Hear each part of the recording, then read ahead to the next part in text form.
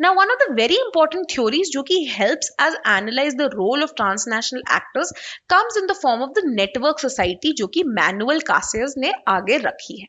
Right, तो अब communication approach जो है, हमने कार्ल डॉयश की थी कम्युनिकेशन अप्रोच, उसी कम्युनिकेशन अप्रोच के ऊपर जो है मैनुअल कैसल अपनी और थ्योरी बनाते हैं.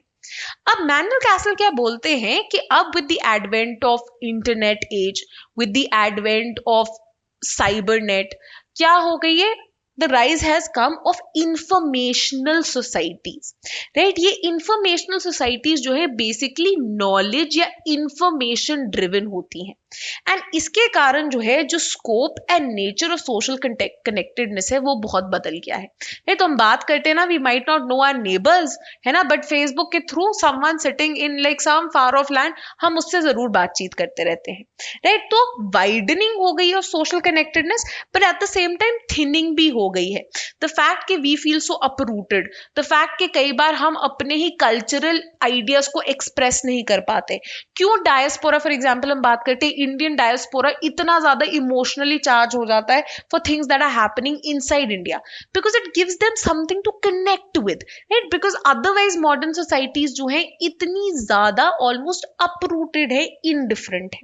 Right, now because of this reason Manuel Castells कहते हैं with the advent of information age, with the advent of knowledge age, with the advent of digital age, we have entered what is known as a network society. Right, यहाँ पे वो बोलते हैं कि जहाँ पे हम अब इंडस्ट्रियल सोसाइटीज देखते थे. राइट, इंडस्ट्रियल सोसाइटीज जब हम बात करते थे, फोर्डिज्म की बात हो रही है. राइट, तो आप इमेजिन कीजिए 1960-70s तक जो dominant mode of social organisation क्या था कि पूरी सोशल ऑर्गेनाइजेशन जो है बहुत हायरार्की में थी. राइट, बहुत हायरार्की में थी, कॉम्प्लेक्स थी. Right, there were specific modes of who is the boss, who is not. वहीं प्लूरलिस्ट इंफॉर्मेशनल सोसाइटीज जो हैं अब ज्यादा कॉम्प्लेक्स बन गई हैं. Right, where in now more diffused networks have started coming into place. Right, so the idea that someone sitting in a call center in India is selling a channel or something to some old lady in the US. Right, so बहुत ही जो है diffuse networks operate कर रहे हैं. Similarly, a coat someone is wearing in Canada has probably been made by women sitting in the hot environment of Indonesia. ठीक है, और again जो diaspora के connections हैं, right, they are probably supporting certain kind of movements in various other countries sitting in another country. तो बहुत ही diffuse networks, loose networks जो है अब इवॉल्व हो गए हैं. इनफैक्ट कैसल बोलते हैं आप ये हर ट्रांसनेशनल एक्टर में देख सकते हैं. नहीं तो when you look at MNCs और टीएनसीज, वो अब क्या बन गए, नेटवर्क कॉर्पोरेशंस बन गए हैं. तो एक ही कॉन्ग्लोमरेट के मल्टीपल फ्रेंचाइजीज होंगे, मल्टीपल सब्सिडरीज होंगे. राइट, तो फॉर एग्जाम्पल मैकडोनल्ड्स बैठा यूएसए में, बट मैकडोनल्ड्स की फ्रेंचाइजी उन्होंने इंडिया में बेची हुई है, वेरियस अफ्रीकन कंट्रीज के अंदर आगे दी हुई है, एंड वो काम कर रहे हैं. देन वेरियस सब्सिडरीज भी वो आगे क्रिएट कर देते हैं. तो ये क्या है, हर कंट्री की एक सब्सिडरी है, बट लार्जर एक अम्ब्रेला टीएनसी जो है वो एग्जिस्ट करती है. Right, so this is also a form of network. Similar trends जो है वो कहते हैं बाकी social and political transnational actors में भी देखा जा सकता है. Right, so for example instead of सिर्फ कंट्री स्पेसिफिक ट्रेड यूनियंस और pressure groups, now you have international movements coming up. Right, so अगर wall street, occupy wall Street movement होती है तो world over anti globalisation movement होती है, जिसके कारण वर्ल्ड सोशल फोरम क्रिएट हो जाता है.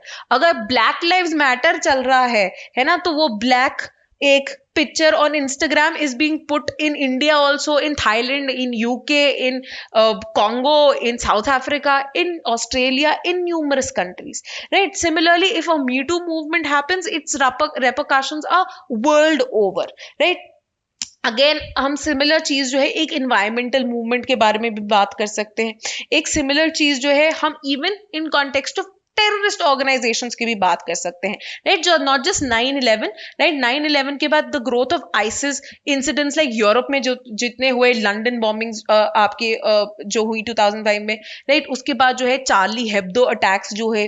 राइट, तो ये सारे जो है हैव पॉइंटेड आउट कि किस तरह से हर ऑर्गेनाइजेशन, चाहे वो टीएनसी हो, सोशल मूवमेंट्स हो, एनजीओज हो, टेररिस्ट ऑर्गेनाइजेशन हो, एक नेटवर्क फॉर्म में एग्जिस्ट करती है। तो अब इमेजिन करो, al Qaeda also like a multinational corporation has subsidiaries, right. एक सब्सिडरी उसकी यूएसए में बैठी है जो कि वहां से लोगों को हायर कर रही है, एक सब्सिडरी उसकी यूरोप में बैठी है जो कि वहां से लोगों को हायर कर रही है, एक सब्सिडरी उन्होंने एशिया में क्रिएट की हुई है जो कि वहां से रिक्रूट कर रही है, right. So it's almost operating like a multinational corporation, right. Similar was the case of even ISIS, right. So ये नेटवर्क सोसाइटी को जो है मैनुअल कैसल्स हाईलाइट करने की कोशिश करते हैं, और वो कहते हैं यही नेटवर्क सोसाइटी को क्रिएट करने में सबसे इंपॉर्टेंट काम किसका है, न्यू मीडिया का, एंड पर्टिकुलरली इंटरनेट का, राइट। सो अगेन यहाँ पे आप हाईलाइट कर सकते हैं टेक जायंट्स का रोल, राइट, जिसके कारण इंफॉर्मेशन इतनी एक्सेसिबल भी हो गई है एंड जिसके कारण कुछ भी आप कहीं से भी कर सकते हैं,